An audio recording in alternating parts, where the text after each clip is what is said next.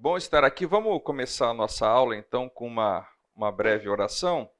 Senhor Deus, muito obrigado, Pai, pela oportunidade de logo cedo a gente poder considerar sobre a obra de Jesus, Pai, o fato dele ter se encarnado e vindo aqui nessa terra onde a gente vive, Pai, conviver com pessoas, viver uma vida sem pecados, morrer em substituição, Pai, por nós, demonstrando o seu amor, Pai, porque o Senhor amou o mundo de tal maneira que o Senhor mandou o seu único filho para morrer no nosso lugar. Nós somos gratos por isso e essa é talvez a principal motivação da gente estudar esse tema aqui. Então nós pedimos, Pai, a tua bênção para que abra o nosso entendimento, Pai, para que cale as nossas inquietações, para que nos capacite a proclamar a tua verdade, Pai. E somos gratos porque o Senhor, de maneira tão impressionante, o Senhor preservou essa sua palavra escrita, Pai, de maneira que hoje, tanto tempo depois, a gente tem condição de ver em detalhes mesmo tudo aquilo que aconteceu naquele período, Pai. Então, fica conosco, fica também com as demais classes dessa nossa igreja, Pai. Fica com o pessoal que está lá no culto, lá em cima.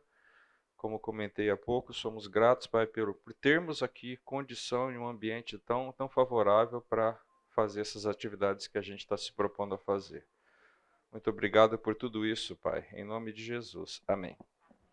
Muito bem, eu queria começar fazendo uma breve recapitulação daquilo que a gente viu até agora. Quem se lembra o que a gente viu nas duas primeiras aulas até agora? Vamos lá, vamos colocar o cérebro lá, fazer aquele alongamento antes de qualquer exercício que a gente faz. O que a gente viu nas primeiras aulas? Vamos lá. Raquel. Não? Você não pode? Por quê? Café com leite? Era só café. Vamos lá, gente. O que a gente viu nas primeiras aulas aí? A gente viu, por exemplo, a questão de motivador, né? Muito desse curso é baseado nesse livro aqui do Lee Strobel, Em Defesa de Cristo. Tem um filme também. A gente viu que a gente começa estudando aqui o aspecto de até que ponto as biografias de Jesus, que a gente chama dos evangelhos, né, elas são confiáveis. A gente começou a olhar sob várias óticas, não é? Ou seja, a questão da autoria delas, ou seja, se tem, de fato, os autores foram testemunhas oculares. A gente viu várias coisas, né, que atestam para isso, como o testemunho lá dos pais da igreja. Por quê? Porque os evangelhos, lembra, eles são, a gente pode até usar essa expressão apócrifo, mas eles são anônimos. A gente fez até uma comparação com as epístolas de Paulo, onde Paulo, no começo, não só Paulo, tá? Tiago, quando escreve a sua carta, também faz isso, Pedro faz isso, João, eu creio que não faz nenhuma delas, mas enfim, boa parte dos livros, das epístolas, das cartas do Novo Testamento, o autor se identifica. No Evangelho, não. Então, a gente tem outras fontes de chegar sobre a questão da autoria. Aí, depois, a gente olhou outro aspecto, ou seja, tudo bem, eles foram testemunhas oculares, mas será que eles tinham a capacidade? Será que eles não escreveram muito tempo depois? Será que já não tinha muita informação se perdido? E a gente fez comparações, né, por exemplo, com a biografia de Alexandre o Grande. Olha a diferença de tempo entre a vida de Alexandre e quando que surgiu a primeira biografia dele, em comparação aí com os evangelhos. Os evangelhos são muito mais recentes, né? A gente viu também a questão além dos evangelhos, há outros testemunhos, né, como, por exemplo, a gente olhou até com mais detalhe o texto lá de 1 Coríntios 15, e eu mostrei aqui que como isso daí provavelmente foi escrito pouquíssimos anos após os eventos, né? Então, se for olhar lá, aquilo que eu recebi, eu transmiti a vocês, que Jesus morreu pelos nossos pecados, foi crucificado, ressurgiu, foi visto, ou seja, tem um credo lá que circulava já na igreja primitiva, poucos anos depois da morte de Jesus. Então, isso foi uma das coisas que foi, digamos assim, o resumo daquilo que a gente viu na primeira aula. Na aula passada, que foi a nossa segunda aula, alguém lembra o que a gente viu na segunda aula, na aula passada? E vocês podem falar? Ótimo, alguns testes, né? Ou seja, a gente viu na primeira aula a questão que foram testemunhas oculares escrevendo próximo ou relativamente próximo dos eventos. Mas tem outras perspectivas, né, de você aceitar um testemunho. A gente fez até um paralelo com o julgamento. Às vezes uma testemunha de um julgamento vai falar igual a outra, falou, combinar as coisas, ou é parente do camarada, fala, puxa vida, ele vai torcer a verdade. Enfim, então a gente viu uma série de testes, né? Ou seja, o teste da intenção, será que os autores tinham intenção de serem precisos naquilo que eles relataram? Será que eles tinham a capacidade, lembra a história do telefone sem fio, tá? Ou seja, e a gente, e é muito comum, tá? No começo da aula passada, eu estava conversando com o Wesley da Celeste, né, que a gente chama. O Wesley, para quem não sabe, ele ainda está no Unicamp ou já aposentou ou não? Está no Unicamp. O Wesley, ele é pós alguma coisa lá, não sei, não puxei o currículo dele, mas ele é pós um monte de coisa lá, tá? E ele vive nesse meio acadêmico. Alguém aqui está fazendo carreira acadêmica, fez mestrado, doutorado, mais alguém aqui? Você? Então, eu estava conversando com o Wesley justamente sobre isso, ou seja, no meio acadêmico, você preza muito por ineditismo, né? Por quem vai fazer uma tese, você não pode repetir aquilo que outros já fizeram, tá?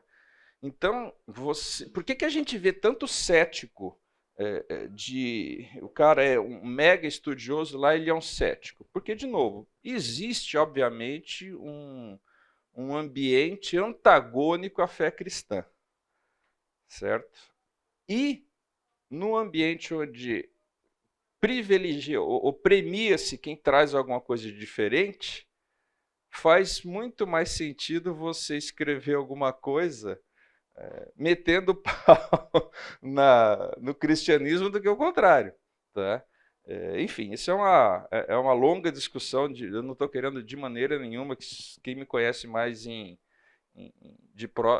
perto sabe que eu prezo muito estudo e academia. A gente estava falando esses dias, né, sobre isso lá em casa, mas esse é eu olhando de fora, tá? Esse é um dos principais motivos pelos quais você vê pessoas com um peso de conhecimento criticando as coisas nas quais a gente acredita, tá? Enfim, esse é um campo filosófico aí, mas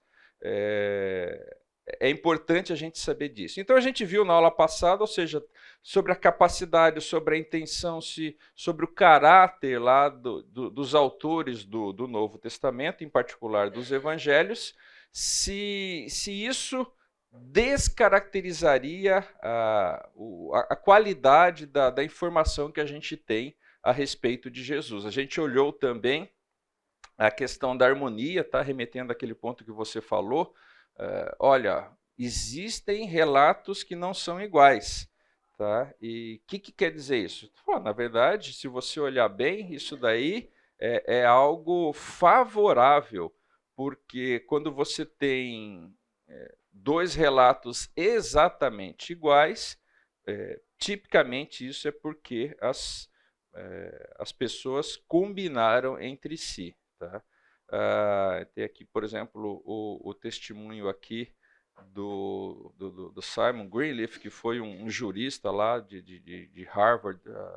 Enfim, existe, digamos assim, muita explicação razoável sobre eventuais discrepâncias ou relatos que têm pequenas diferenças entre si. Tá? E eu até deixei aqui, eu não sei, alguém chegou a olhar esses textos? Lição de casa? Ninguém fez? Puxa vida, hein?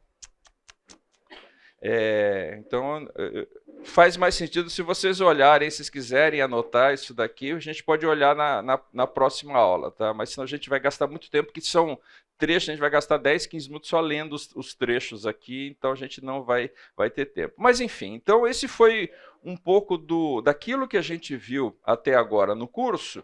Então agora acho que a gente recapitulou. Quem não teve aqui nas outras aulas, essas aulas estão sendo gravadas, então, e sai logo, as 2 primeiras aulas já tem no site lá, Escola Bíblica, fonte, você consegue assistir às aulas. Tá? Então, bom, vamos dar sequência nessa nossa terceira aula, e a gente ainda está naquela parte 1, tá? Olhando os dados aqui sobre Jesus, olhando as biografias de Jesus. Tá? O que eu queria olhar agora, o próximo tópico que a gente vai olhar, é sobre o fato da gente não ter os originais do Novo Testamento, dos Evangelhos. Isso é novidade para alguém aqui? Alguém sabia disso? Alguém não sabia disso?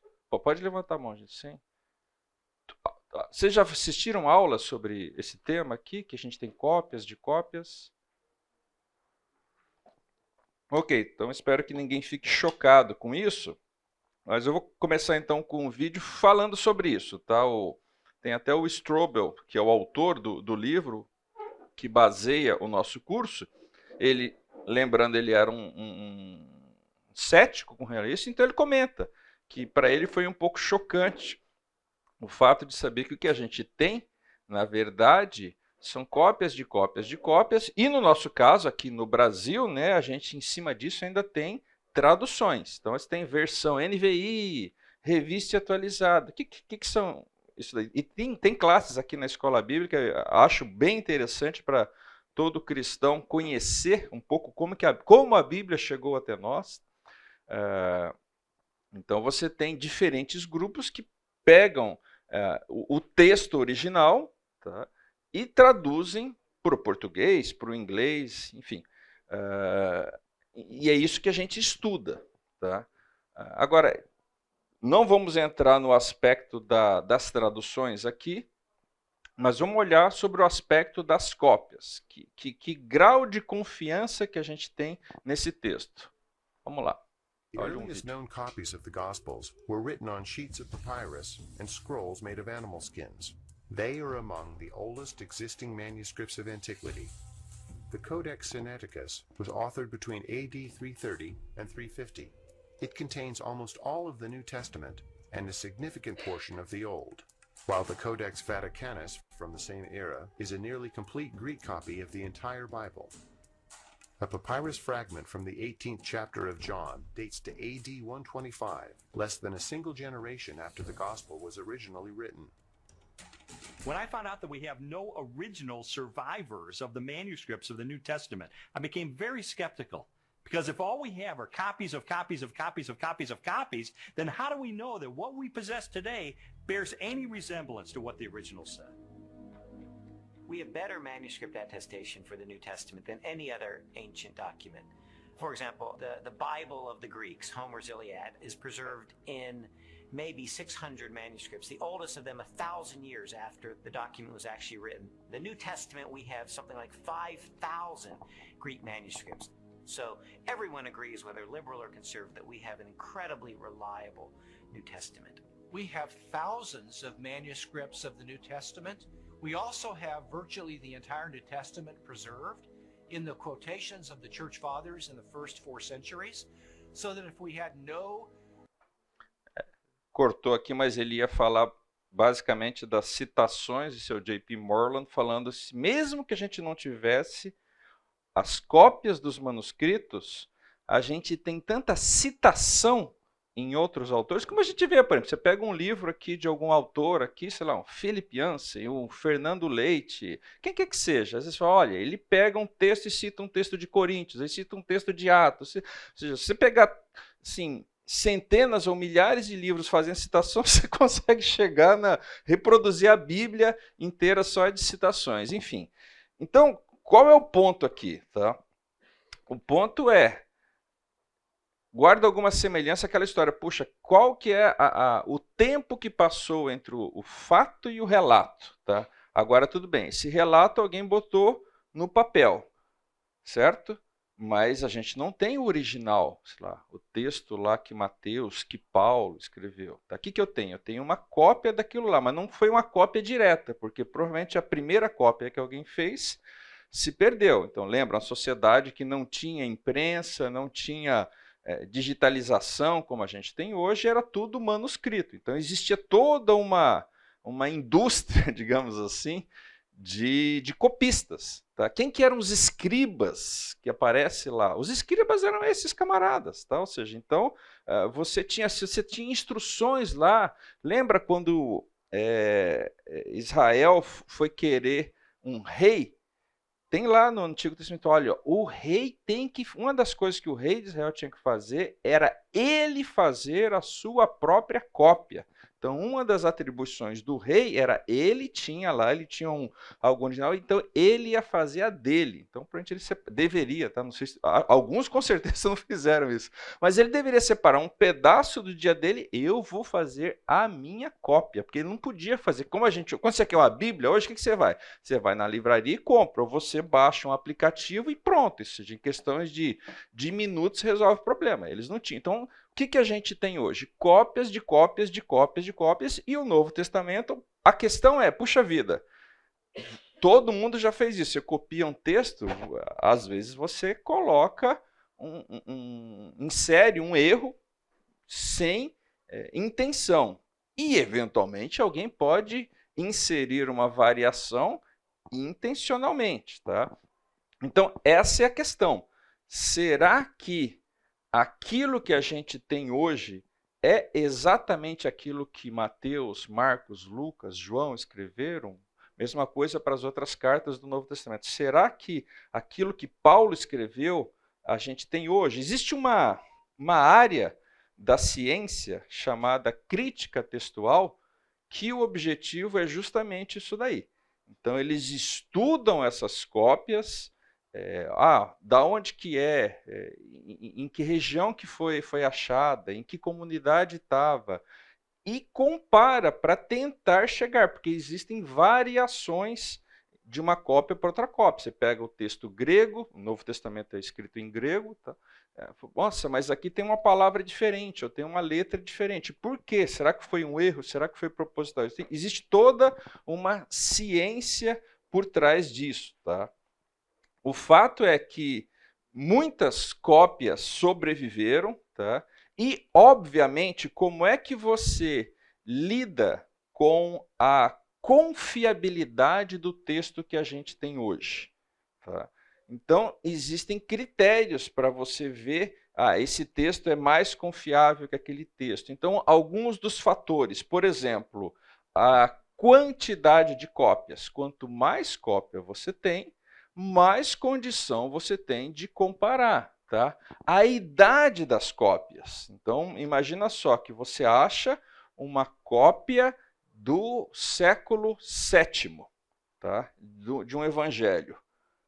O original foi escrito no século I. Puxa, então tem 6 séculos de tempo entre uma cópia e outra cópia. Ou seja, quando eu falo do 7º século, não é que ela foi encontrada aqui, você descobre, aí tem outra área da ciência, quando que foi escrita tal, com a cópia que foi escrita no século VII. Tá? Então, ou seja, Ela pode ter se achado no século XIX, no século XX, mas ela foi escrita, você faz a datação lá, tem toda uma ciência que faz esse tipo de estudo. Então, puxa vida, se a cópia foi escrita no século VII, qual foi o original? O original não, mas a cópia que essa cópia usou para... Tá. Ou seja, quanto mais próximo, se você achar uma cópia lá do século II, do século III, você fala, tá pertinho.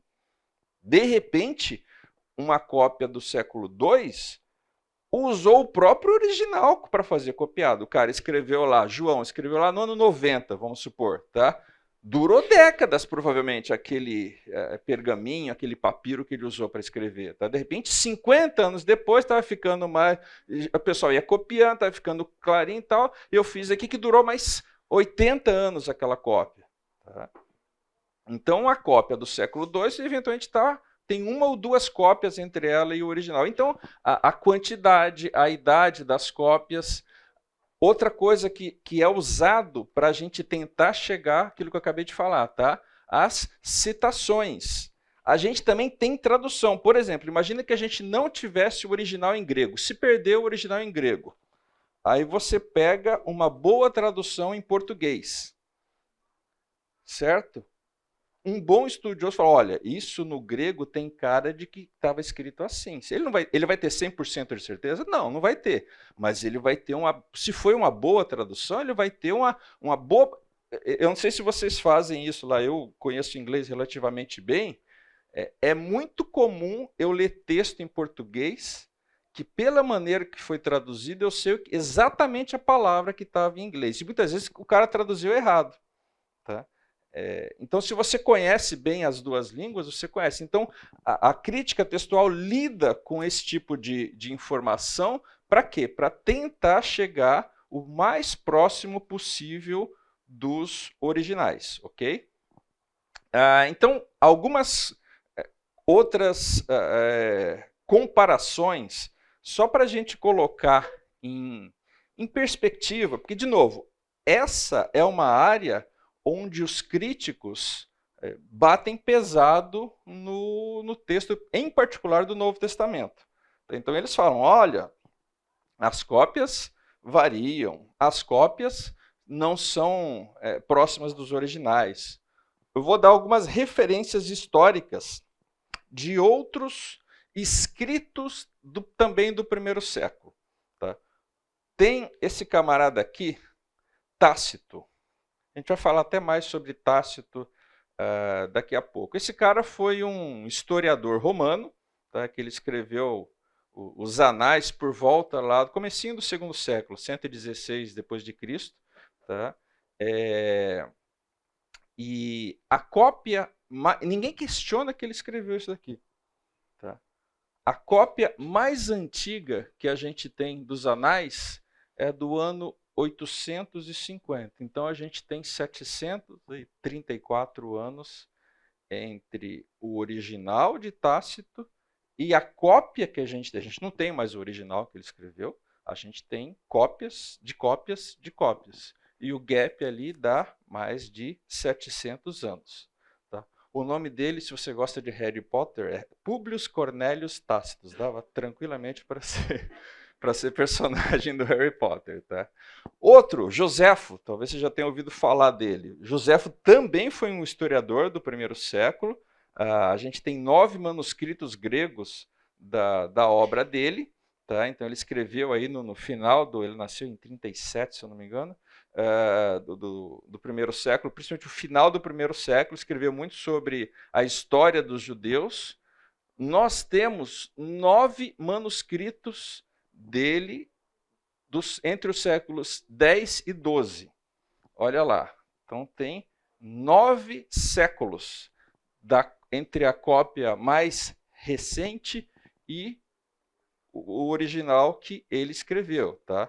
Também aqui tem uma tradução que ajuda a fazer, tá? Que é mais próxima, mas mesmo é uma tradução e é do século IV. Então, vamos ver o que a gente tem da Bíblia.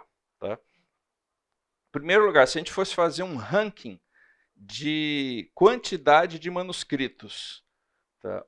Olhando só o Novo Testamento. Eu falei Bíblia, mas a gente vai focar no Novo Testamento. Nós temos mais de 5.000 manuscritos do Novo Testamento. A segunda obra literária nesse critério aqui é a Ilíada, de Homero. Temos 650 manuscritos, ou seja, tem Alguém questiona? Alguém já viu aqui que foi estudar história humana? Nossa, será que Homero escreveu Ilíada? Será que o texto é aquele? Será que o que está escrito lá não é o que a gente tem hoje não é igual o que ele escreveu? Ninguém questiona isso, tá? Então, exatamente, né?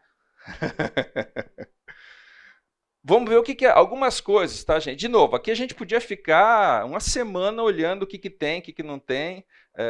Para desespero da minha família, quando a gente viaja e vai em museus, eu tenho vontade de fazer isso.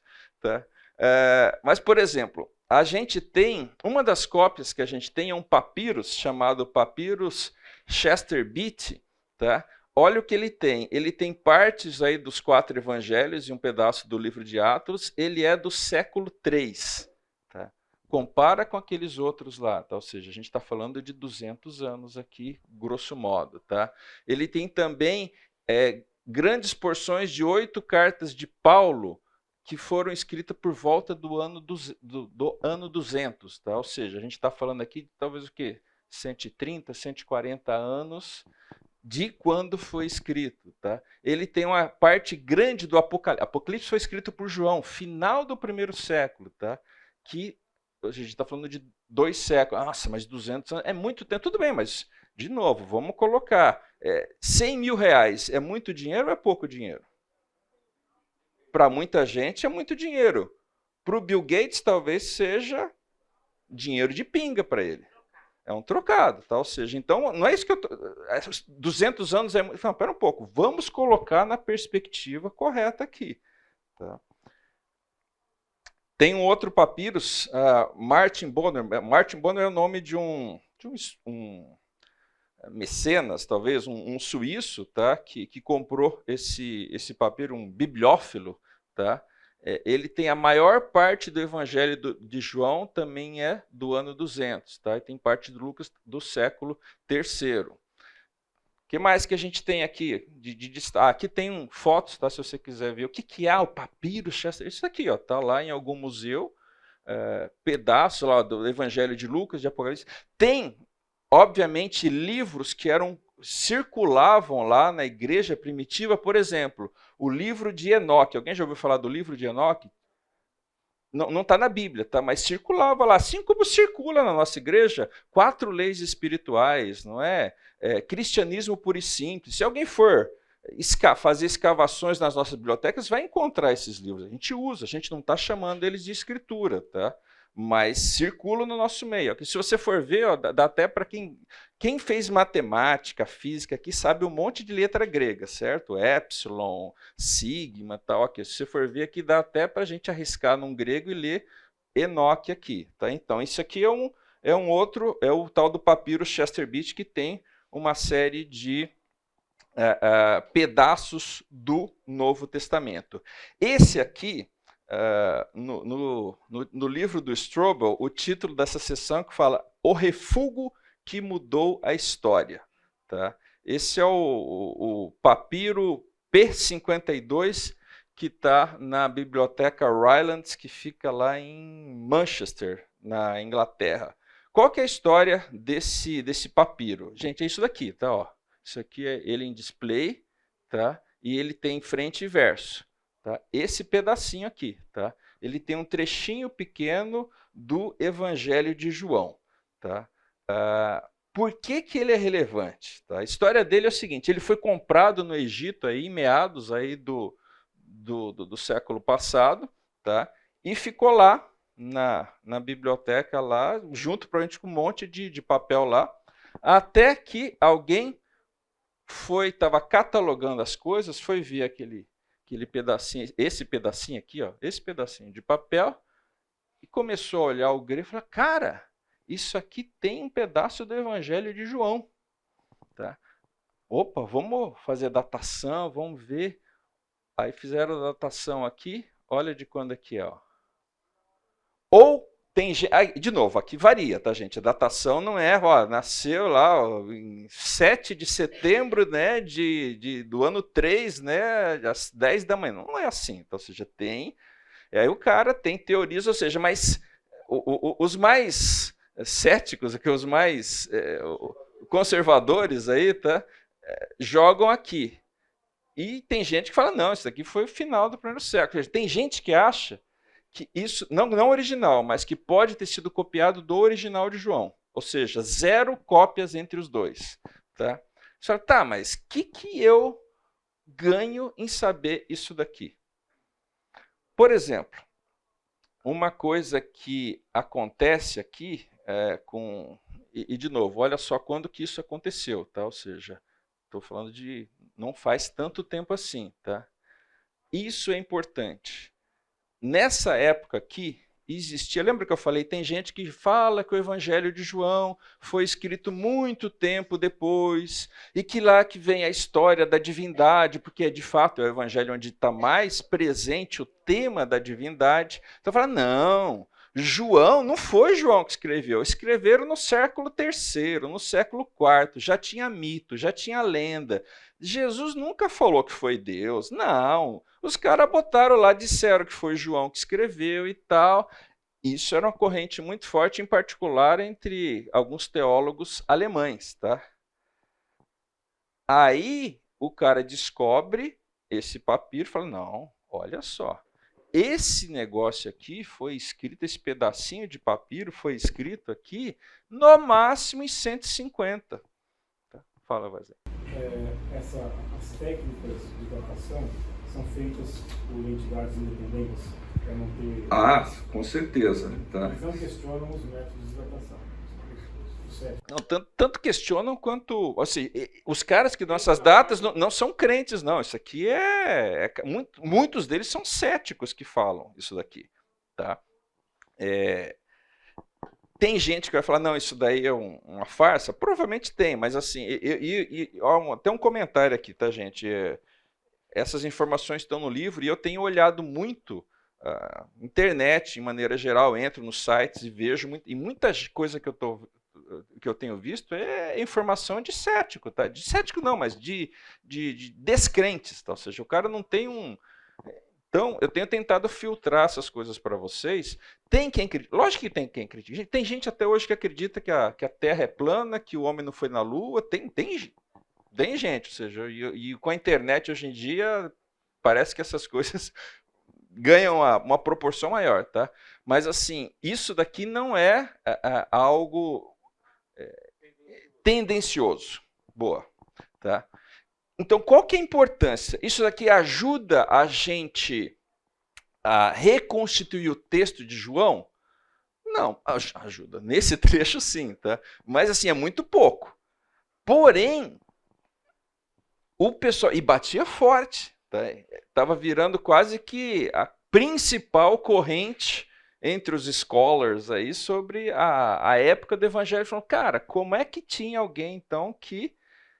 final do primeiro século, começo do segundo século, copiou o Evangelho de João. Não tem como João ter sido escrito depois disso. Entendeu? Ou seja, por isso que o título do livro é O Refúgio que Mudou a História. Tá? Então, esse pedacinho de papiro aqui, isso é uma coisa que eu não cheguei a procurar. Eu não sei nem se dá para você atribuir um valor monetário para isso, mas é um negócio extremamente valioso pelo que a gente consegue ter de informação a partir desse pedacinho de papel. Tá?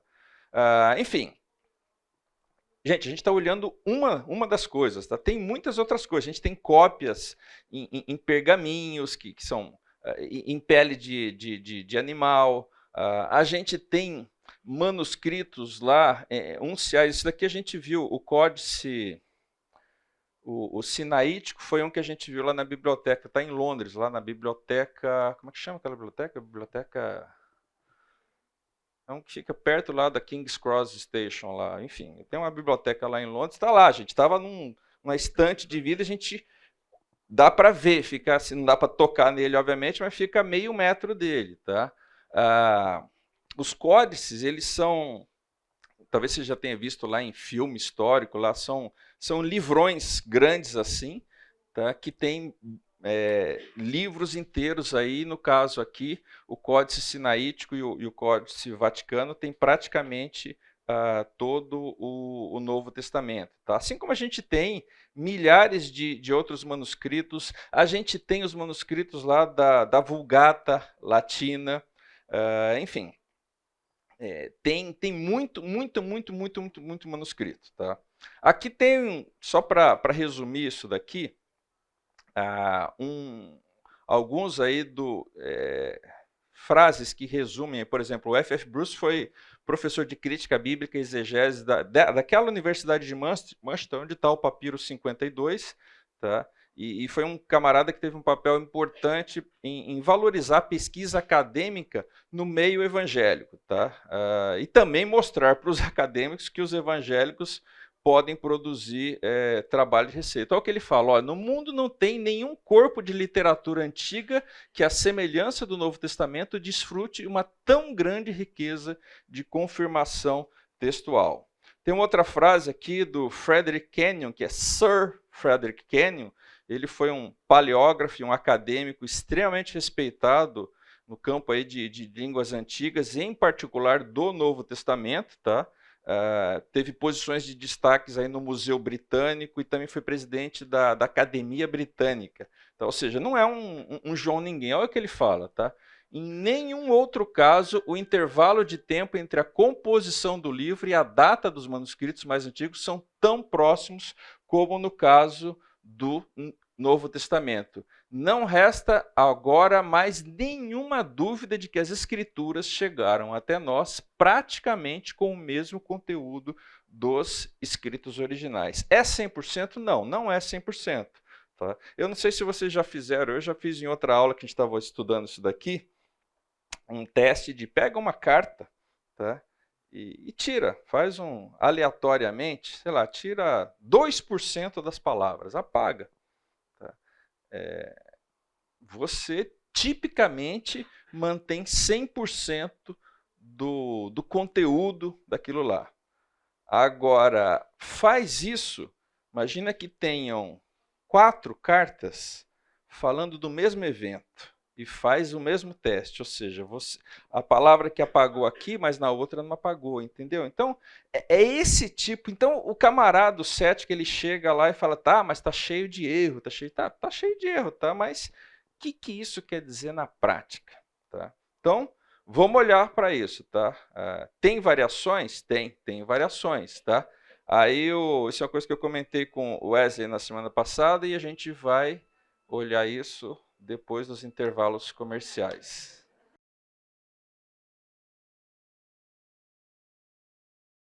Já que eu entrei nesse... Isso daqui é o Códice Sinaítico. É uma foto aí de registro. E a gente tem, graças à minha filha, esse daqui foi a foto que a gente tirou quando visitou a biblioteca lá em Londres. Tá? Então, se você for olhar aqui, olha, o Códice Sinaítico é uma joia, além de não tem preço. Tá? Foi copiado por volta do meio do quarto século, provavelmente na Palestina. É o manuscrito mais antigo a conter todo o Novo Testamento e, como que é? E o mais antigo e que tem a melhor testemunha de alguns dos livros da versão grega do Antigo Testamento. Tá? Enfim, só a título de curiosidade, se você for para Londres e gosta dessas coisas, eu achei que ia ter uma fila imensa para visitar, não tinha ninguém, gente. Zero. Eu acho que isso vale muito mais que a Mona Lisa. Quem já foi ver a Mona Lisa aqui? Algumas pessoas, vocês se decepcionaram quando vocês viram? É um negócio assim, frustrante, tá, gente? Frustrante. É um trocinho desse tamanho aqui, é frustrante, né? Eu achei isso daqui muito mais legal, tá? Mas paciência, tá? Cada um é cada um, certo?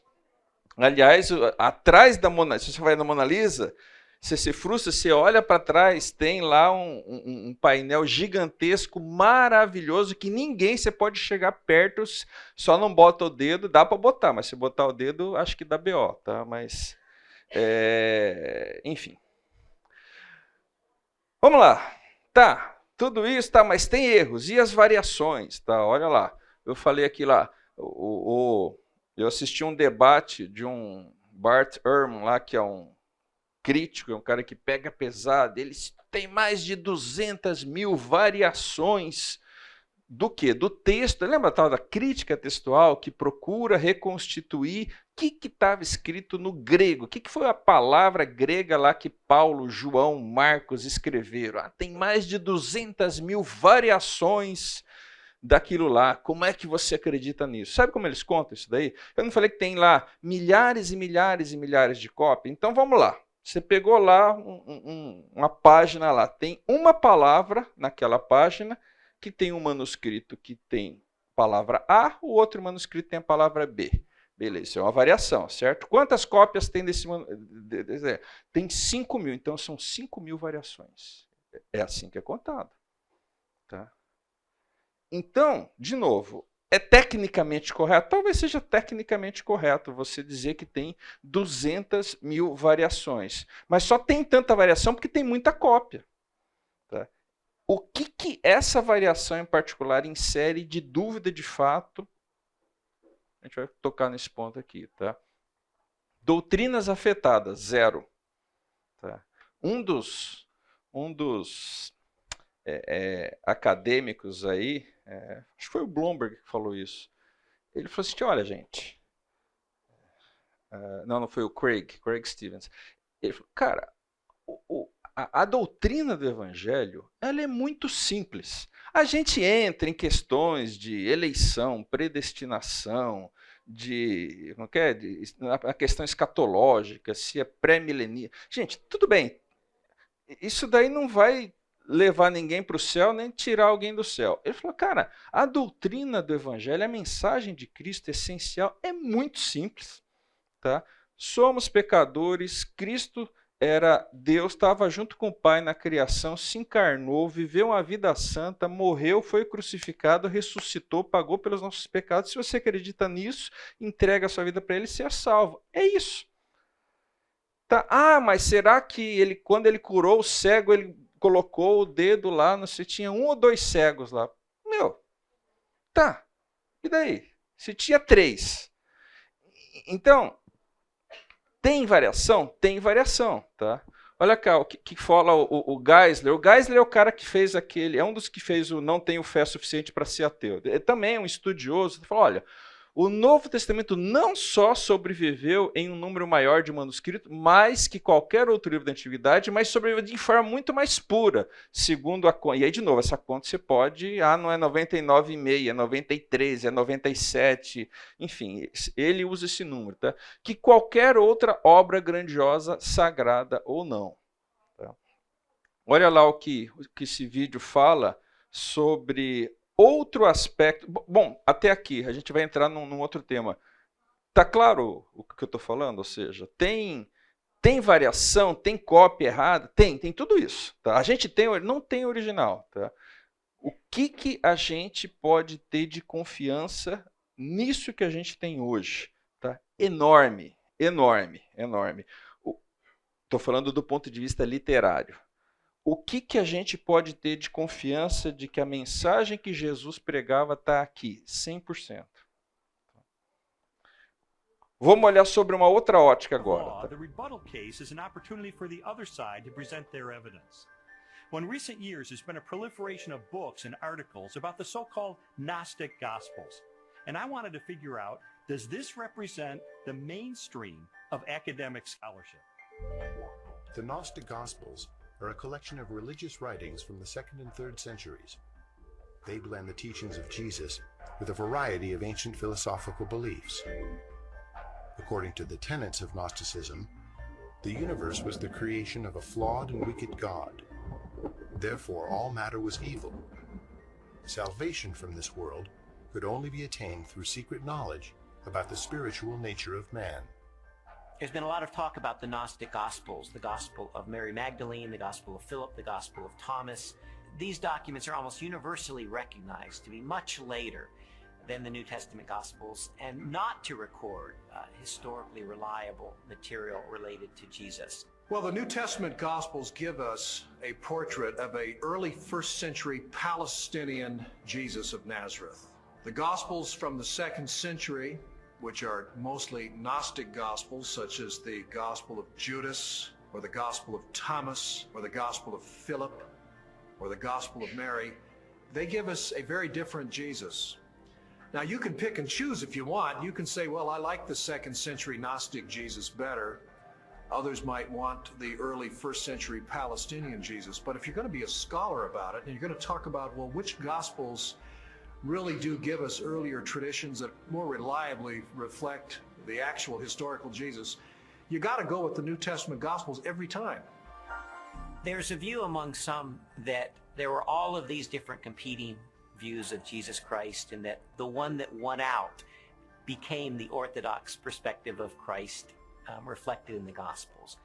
All the evidence runs contrary to that. Jesus was a 1st century Jewish teacher who revealed and demonstrated himself to be the Messiah. That's the presentation we get in Matthew, Mark, Luke, and John, the New Testament Gospels. These later Gospels, these Gnostic Gospels, present a very different Jesus, almost a Greek philosopher, an esoteric Gnostic Jesus. It's clearly not the authentic historical Jesus. What I've come to discover is that the Gospels in the New Testament, Matthew, Mark, Luke, and John, are our best sources for Jesus. And I've also found that they are reliable, and that from these sources we can form a picture that I believe is very accurate, that tells us about Jesus, what he taught, how he was perceived by his contemporaries, and what his life was really all about. Muito bem. O que a gente vai fazer agora aqui? Que tópico que a gente vai abordar agora? Que é uma das críticas. Você falou, olha, entendo, tal, tem evidências que quem escreveu esses 4 evangelhos são testemunhas, tal, até estavam bem intencionados, porém, eles não retratam 100% do que foi Jesus. Por quê? E basicamente essa a tese, né? Existem outros escritos também que colocam uma outra perspectiva, que trazem outro Jesus. E vocês da igreja, tá? Vocês esconderam isso daqui. Tá? Mais ou menos como se tivesse alguém aqui falando, a gente falei há pouco lá sobre escatologia. Tá? O cara chega, ele fala, e eu acho que um bom professor, ele coloca a visão dele e fala, olha, mas tem outra gente, e tem muita gente séria que defende um lado e outra gente séria que fala, o que é a verdade? Então, como se a igreja tivesse colocado um lado e o outro lado de Jesus, ou um lado diferente, uma outra faceta de Jesus, os caras acobertaram, é basicamente isso. Eu lembro de ter visto o programa no Fantástico, anos atrás, onde descobriram não, mas ganhou projeção, o evangelho de Tomé, alguma coisa assim, que traziam outros ensinamentos de Jesus. Então, basicamente, esse é o ponto. Ou seja, que critérios, que confiança que a gente tem que o que tem aqui não deixou de lado outras coisas também valiosas que por algum motivo não vieram parar aqui. Tá? Então, vamos lá. Basicamente, a gente está falando aí, de novo, tem um curso aqui na Escola Bíblica onde a gente olha esse assunto com mais profundidade. Tá? A gente está falando de formação do cânon. Por que a Bíblia tem esses 66 livros que tem aqui? Se você vem de uma origem católica, tá? Você sabe que na Bíblia Católica tem alguns outros livros que... Por que aconteceu? De novo, não dá para a gente entrar aqui em detalhes sobre isso, a gente pode até conversar no segundo momento. Tá? Mas, ou seja, o que tem aqui? Por que foi parar aqui?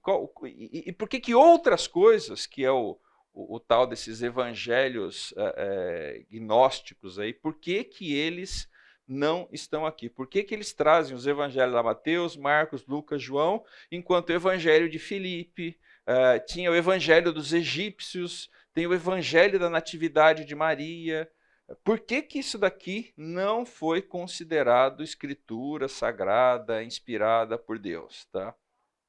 Então, basicamente, é isso que a gente vai olhar, tá? Por que que os outros livros foram excluídos? Quais foram os critérios usados pela igreja primitiva para considerar um texto canônico? Vocês sabem de onde que vem a palavra canônico? De cânon? Alguém sabe o que é cânon, além de marca de máquina fotográfica? Ninguém sabe?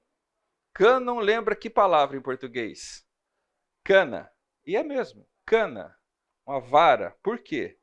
Alguém já viu o metro? Não sei, acho que tem, não tem? Em algum lugar, o metro de referência. O que que é? É um pedaço de alguma coisa lá que tem 1 metro. É uma cana, ou seja, é um padrão. Tá? Então, canônico vem disso. Ou seja, por que que tem que ter 1 metro de referência? Tá? Porque será que isso aqui tem 1 metro mesmo? Ou seja, você faz uma fita métrica. E se a fita métrica estiver distorcida? Como que eu vou... Então, você leva a fita métrica e coloca do lado do metro, padrão, da cana, e tem 1 metro mesmo. Então, essa é vem daí. Canônico vem de alguma coisa que é padronizada. Então, quando a gente fala de formação do cânon, são os livros que a igreja acredita que são palavra de Deus, palavra inspirada de Deus. Então, quais foram os critérios para escolher esses livros?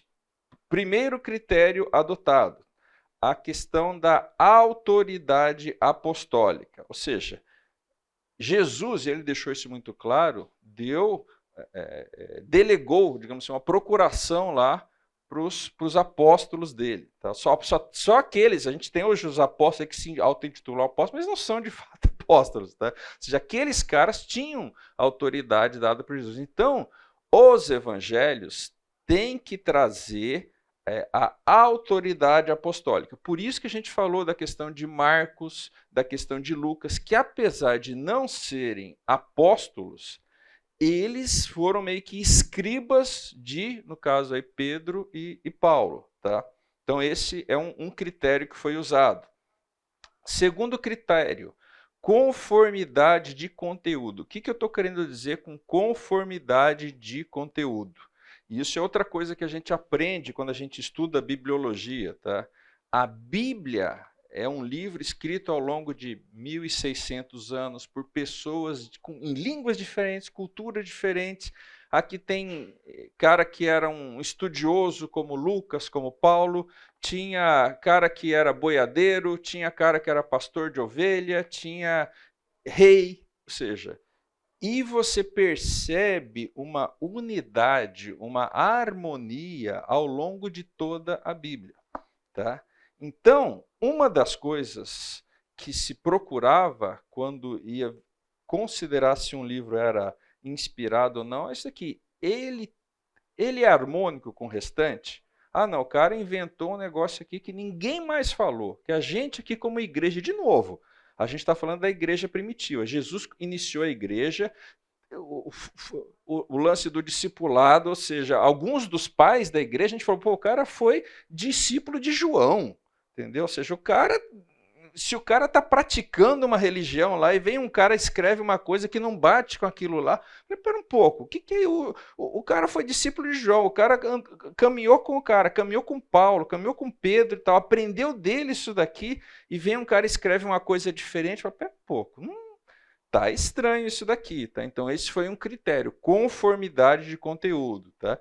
E o terceiro critério era isso daí, ou seja, esse era um livro, de novo, a gente tem vários livros que circulam no nosso meio, muitos, dezenas, centenas, talvez milhares de livros que a gente usa, tá? Para aula de escola bíblica, a gente usa nas coinonias. Quantas vezes a gente estudou? Estamos estudando lá o livro do Davi Merck, né, sobre casamento e tal. Alguém aqui na igreja considera aquele livro inspirado por Deus? Não, é um livro de um homem santo, tal, é um excelente livro. Ninguém que eu conheço considera aquele livro canônico, inspirado por Deus. Então era isso que eles procuravam. Olha, a igreja, e de novo, isso tem escrito sobre isso, tá? A igreja da antiguidade, que estava ali próxima dos eventos, como que tratava a carta de Paulo? Vocês já leram lá, quando Pedro fala sobre Paulo? De fato, Paulo escreve coisas difíceis de compreender que os incautos deturpam, o que está escrito lá? Como deturpam as demais escrituras. Pedro já considerava as epístolas de Paulo no mesmo nível das escrituras, gente.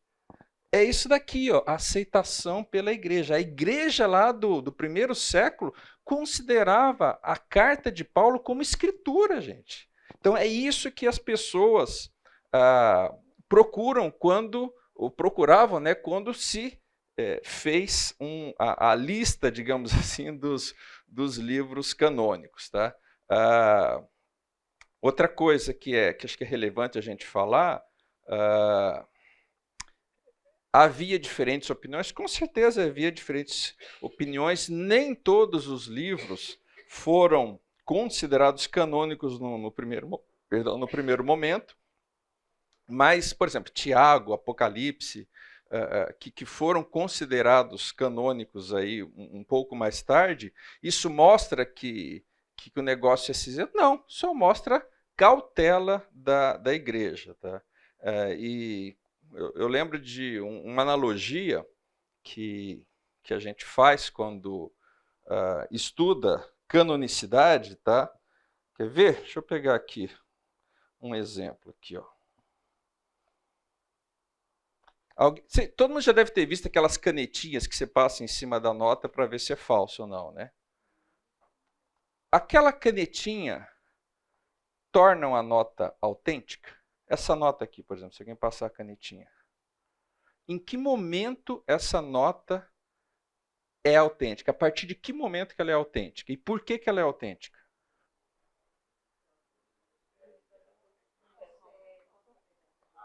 Tá, mas em que momento que isso aconteceu? Na criação dela. Por quê? A criação dela foi lá, a Casa da Moeda, ou a empresa autorizada pela casa, que tem a autoridade para imprimir papel moeda. Tá? Então, essa nota é autêntica a partir de que momento? Daquele momento. Do momento que ela saiu da gráfica lá, que foi colocada em circulação, ela é uma nota autêntica. Tá? Talvez tenha outra muito parecida com essa, tá? Que foi feita lá na gráfica lá de algum falsário aí, que também foi colocada em circulação, que já nasceu falsa. Tá? O que a canetinha faz? Ela só, olha, vou comparar, vou usar alguns critérios para dizer se... Mas, então, por que eu falo isso? Porque os caras falam que os concílios da igreja tornaram os... Não, os livros são canônicos na origem dele. Os concílios, sim, primeiro foram um instrumento usado pela igreja para fazer passar a canetinha. Tá? Isso aqui é autêntico. Tá? Dá para entender? Ou seja, por quê? Eles querem passar a ideia de que houve um grupo lá e tal, da liderança, que escolheu algumas coisas aqui e que, não, isso é a palavra de Deus, o resto não foi assim que aconteceu. Tá? Então, existe aí um altíssimo grau de unanimidade, porque você fala, porque tem uma igreja copta lá que não aceita Apocalipse. Tem estudo, tem a questão dos... Tem. O que muda na essência da mensagem do Evangelho? Zero. Tá? Enfim, como eu comentei, alguns livros levaram um pouco mais. Esse é um dos exemplos, né? Das palavras secretas de Jesus que teria lá no Evangelho de Tomé. Tá? Então, ele foi descoberto no Egito em 45, então diz que teria algumas sentenças ocultas de Jesus. Na época que foi feito esse livro lá, estava na moda um tal de Seminário Jesus, que hoje acho que até já sumiu, que eles falavam que tinham a verdade, que traziam lá Tomé em pé de igualdade com os demais evangelhos. Tá? Olha algumas coisas que tem nesse Evangelho de Tomé. Tá? Uma cidade construída sobre alta montanha e fortificada não pode cair, nem pode estar oculta. É exatamente uma citação que tem nos evangelhos canônicos aqui, com a inserção dessa palavra alta que não tem no original. Tá? Olha outra frase famosa que tem nos evangelhos. Tá? Isso aqui é o que está escrito no Evangelho de Tomé. Dê a César as coisas que são de César e deem a Deus as coisas que são de Deus e me deem o que é meu. Ou seja, o que está em vermelho foi um acréscimo, supostamente teria sido dito por Jesus. Isso daí, tá? Ou seja, está mais para Judas, né? Está mais para Judas, tá? E essa daqui, ó. Essa daqui tem lá também, e essa aqui é totalmente fora da casinha, né? Cortem a madeira, ali estou. Ergam uma pedra e me acharão ali.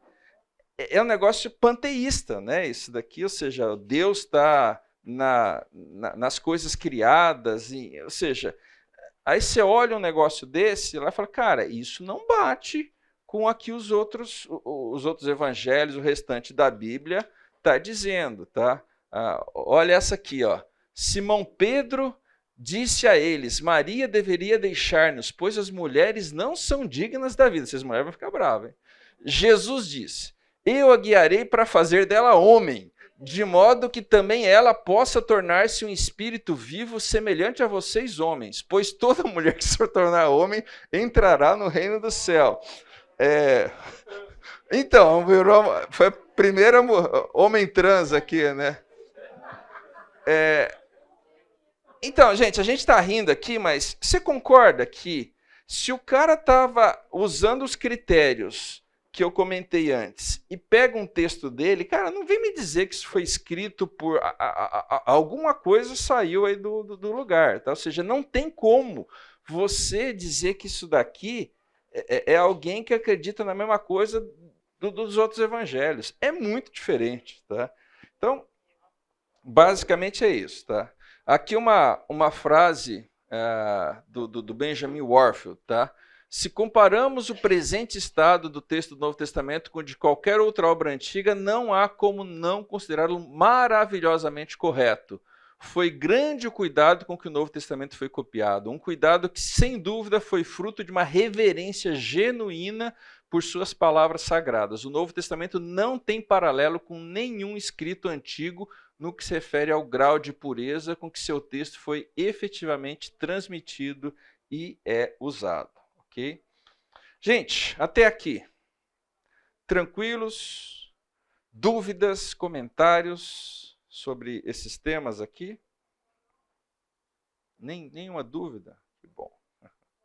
Se alguém for acanhado aí, quiser me procurar depois com dúvidas, fica à vontade, tá? Vamos andar um pouco aqui e começar a olhar. Em tese, a gente deveria estar no intervalo da aula agora, então estamos um pouco atrasados, tá? O que eu queria olhar com vocês? No direito aí tem a questão lá das provas corroborativas. Corroborar. Quem é professor de português ou gosta de humanas? Alguém pode me dar uma definição de corroborar? Validar? Confirmar, validar. O dicionário traz também dar força. Tá? Então, essa é a ideia. Tá? Ou seja, o que a gente vai olhar? Beleza, entendi. Evangelho, testemunho ocular, próximos, caras bem intencionados, cuidadosos. Tá joia, tá. Mas aquilo que aconteceu foi relevante naquela época. Tá? Tem mais alguém que falou daquilo lá, alguém de fora dos círculos evangélicos, não, dos círculos cristãos, né? Que, sei lá, era um acadêmico da época, né? Escreveu alguma coisa, aquilo que ele fala bate, tá? É isso que a gente vai olhar agora. Tá? Então, como a gente já falou, não tem nenhuma fonte sobre o que Jesus fez, falou, disse, tão boa, tão detalhada quanto os evangelhos. Tá?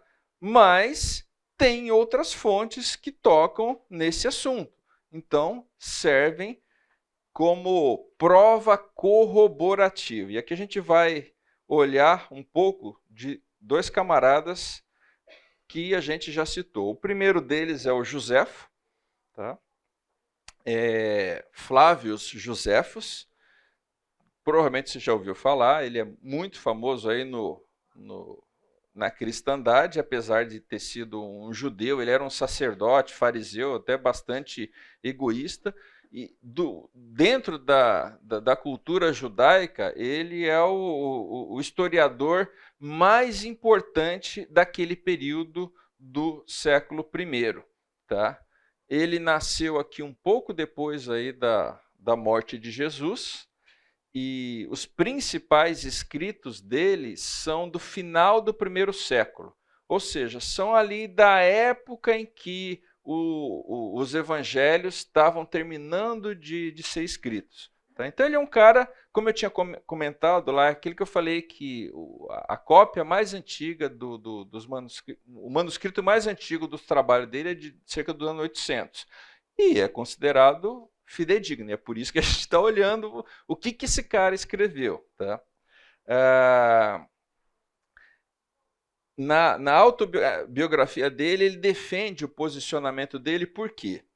Esse camarada, ele, em meados aí a segunda metade, essencialmente, do 1º século, começou a ter uma guerra muito forte lá. Os romanos, que já dominavam a região lá, os judeus começaram a tentar se rebelar e deu briga lá. Não tem a famosa queda de Jerusalém, que foi nos anos 70? Por quê? Porque os romanos chegaram lá e arrasaram tudo que lá tem. Se você já foi lá, tem lá as ruínas de Massada, ou seja, aconteceu muita coisa bélica lá. E o Joséfo ficou do lado dos romanos, tá? Sendo judeu. Então ele é meio que considerado um traidor, assim, tá? Ou pelo menos um desafeto por muitos judeus daquela época. E na autobiografia ele defende o ponto de vista dele. Né? Tipo, era aquele cara que preferia... Em Massada teve o lance do povo se suicidar. Ele falou, cara, eu não acho que é uma... Não nasci para isso, tá? Enfim, então, esse é o Joséfo, tá? A obra mais famosa, mais ambiciosa dele é uma obra aqui do finalzinho do 1º século, chamada Antiguidades, ou Antiguidades dos Judeus.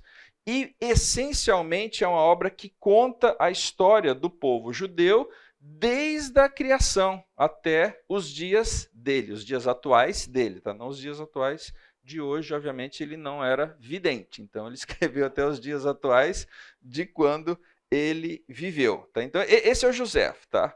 Vamos ver o que esse camarada escreveu. Tá? E aqui, nenhum estudioso coloca em dúvida essa passagem. Tá?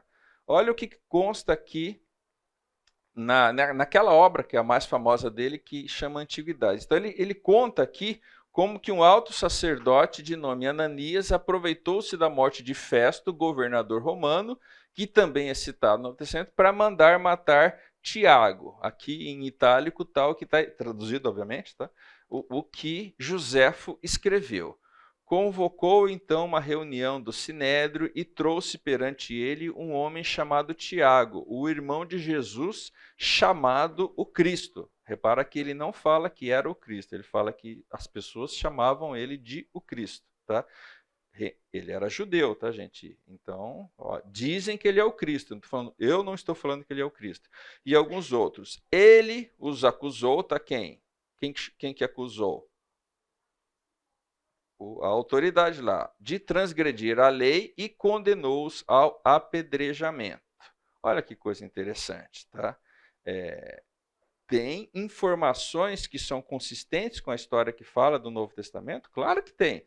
Tem os nomes das pessoas, falando que Tiago era um dos líderes, falando que Tiago era irmão de Jesus, falando que o Tiago e a galera do Tiago chamava Jesus de o Cristo. Tá? De novo, Joséfo, um historiador judeu. Tá? Aqui só um detalhe, tá, para a gente tomar cuidado. Tem vários Tiagos, tá, no Novo Testamento, lá nos Evangelhos. 2 dos 12 eram Tiagos, e esse Tiago aqui não é nenhum dos 2, é um terceiro Tiago, que era o irmão de Jesus. Se você for olhar lá em João 7,5, falava, olha, que nem mesmo os irmãos de Jesus criam nele. Então Tiago era um camarada que era meio irmão de Jesus, né? Mas não acreditava nele até Jesus morrer. Depois algo acontece, tá? Que coisa, né? E ele passa a crer, ele passa a ser um líder da igreja. Tá? Paulo, em 1 Coríntios, quando Paulo escreve lá que Jesus foi visto por diversas outras pessoas, ele fala, foi visto por Tiago, porque naquela época Tiago já era um dos líderes da igreja, então é esse o Tiago aqui, só cuidado quando a gente fala de Tiago. Tá? Agora, além desse texto aqui, que é bastante interessante, porque é muito consistente com o que fala no Novo Testamento, tem outros. Tá? Tem um que é chamado de Testimonium Flaviano. Flaviano porque era Flávio José. Esse aqui é o que ele escreveu. Esse texto aqui já é um pouco polêmico e eu vou explicar o porquê. Tá? Mas olha o que fala. Nesse mesmo tempo apareceu Jesus, que era um homem sábio, se todavia devemos considerá-lo simplesmente como um homem. Tanto suas obras eram admiráveis. Ele ensinava os que tinham prazer em ser instruídos na verdade, e foi seguido não somente por muitos judeus, mas mesmo por muitos gentios. Era o Cristo. Os mais ilustres da nossa nação, tem uma quebra de língua errada aqui, os mais ilustres da nossa nação acusaram-no perante Pilatos, e ele fê-lo crucificar. Os que o haviam amado durante a vida não o abandonaram depois da morte. Ele lhes apareceu ressuscitado e vivo no terceiro dia, como os santos profetas o tinham predito, e que ele faria muitos outros milagres. É dele que os cristãos que vemos ainda hoje tiraram seu nome. Tá? Então essa é uma passagem que aparece lá no livro 18 aí da Antiguidade Judaicas, só que essa aqui é uma passagem um tanto polêmica. Tá? E possivelmente, lembra, a cópia mais recente que a gente tem é de vários, 7, 8 séculos depois de que o Joséfo escreveu. Tá? Então aqui tem alguns trechos que, de novo, para ser fiel, é bem possível que foram inseridos, e eu destaquei aqui em vermelho. E por quê? Pelo conteúdo. Tá? Então, possivelmente, tá, algum copista aproveitou para fazer umas inserções que lhe pareciam convenientes. Então, eu coloquei em vermelho aquilo que muita gente, mesmo dos cristãos falando, de fato, isso daqui possivelmente não foi escrito por Joséfo. Então, em resumo, a parte preta, altíssima confiança que foi aquilo que Flávio José escreveu, a parte em vermelha, nem tanto. Por quê? Porque olha só, provavelmente Joséfo não falaria isso daqui, se todavia devemos considerá-lo simplesmente como um homem. Tá? Não bate muito com aquilo que ele escreve. Tá?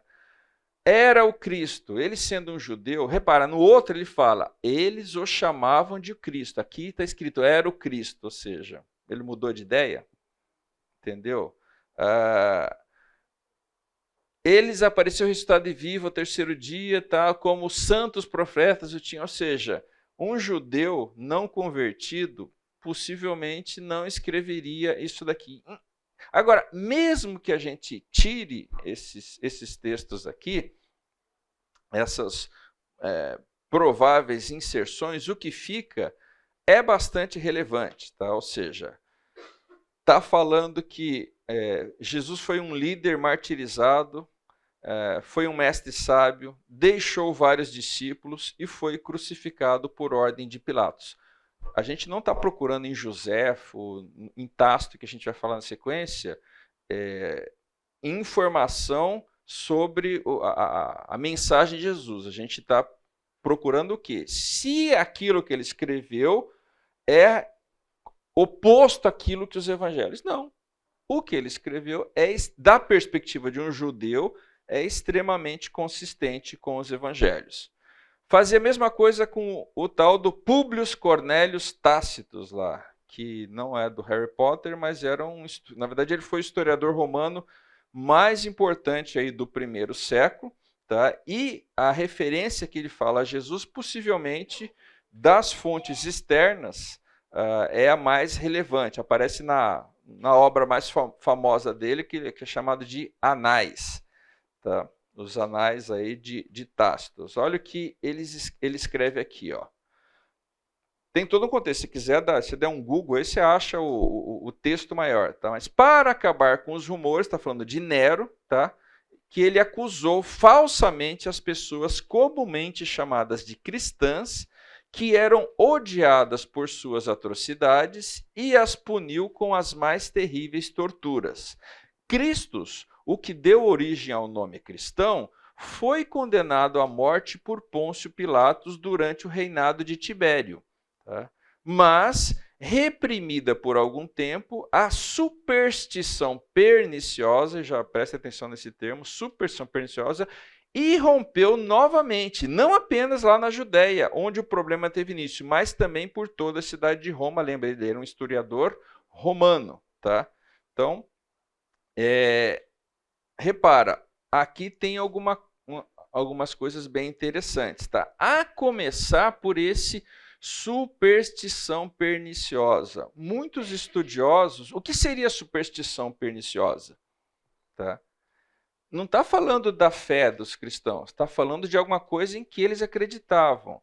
Então, os catedráticos, aí, muitos deles acreditam que ele estava se referindo sobre a crença da ressurreição. Por isso que ele, como um romano, chama de uma superstição. Tá?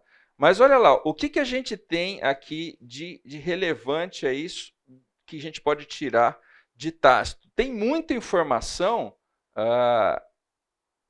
que bate com os evangelhos. Pilatos, próprio Tibérios, o nome de Cristo, a crença das pessoas de que Cristo é o Messias, tá, gente? A crença das pessoas, que o negócio já tinha chegado em Roma, tá? Ou seja, e só me dá um segundinho para terminar esse ponto. Ou seja, tem muita informação aqui que bate com os evangelhos. Tá? E agora, a pergunta mais relevante que a gente deve fazer, ou seja, aquilo que narra lá a história da igreja primitiva, que narrada lá no Novo Testamento, aquilo de fato aconteceu. A pergunta que cabe aqui mais para filosofar, tá? Mas é importante, o que era a morte por crucificação naquela época? A gente hoje carrega a cruz aqui, né? O que seria o equivalente nos dias atuais? Cadeira elétrica, talvez? Você vê alguém aqui andando com um pingentinho de uma cadeira elétrica de um camarada que foi, sei lá, um criminoso condenado a morrer na cadeira elétrica? Você vê nos Estados Unidos onde tem esse tipo de morte? Eu nunca vi ninguém. Tá? Por que tanta gente seguiria alguém que morreu uma morte desse tipo? De novo, da perspectiva secular, Jesus foi o quê? Foi um criminoso, certo? Tanto que morreu uma morte daquele tipo. Por que tanta gente seguiria, como o próprio Tácito está afirmando, até em Roma, longe, na capital? Tá? Um camarada morre na cadeira elétrica lá na Palestina, no fim do mundo, irradia um movimento, chega em Roma, as pessoas estão acreditando naquilo lá, tá? E mais, está falando, olha, Nero está perseguindo esses caras não negam a fé. Nero está mandando os caras lá para morrer lá com os leões, tá? Fazendo fogo lá no jardim, lá com o corpo dessas pessoas. Então, de novo, a gente tem um historiador confirmando que isso de fato aconteceu. A pergunta é, esse camarada tem algo que merece ser estudado. Tá? Ou seja, então, por mais cético que a gente seja, tá? A gente tem que parar e fazer essa pergunta. Tá? Gente, vamos continuar a partir desse ponto na aula que vem. Obrigado, se Deus permitir. Nos encontramos daqui a uma semana. Até mais.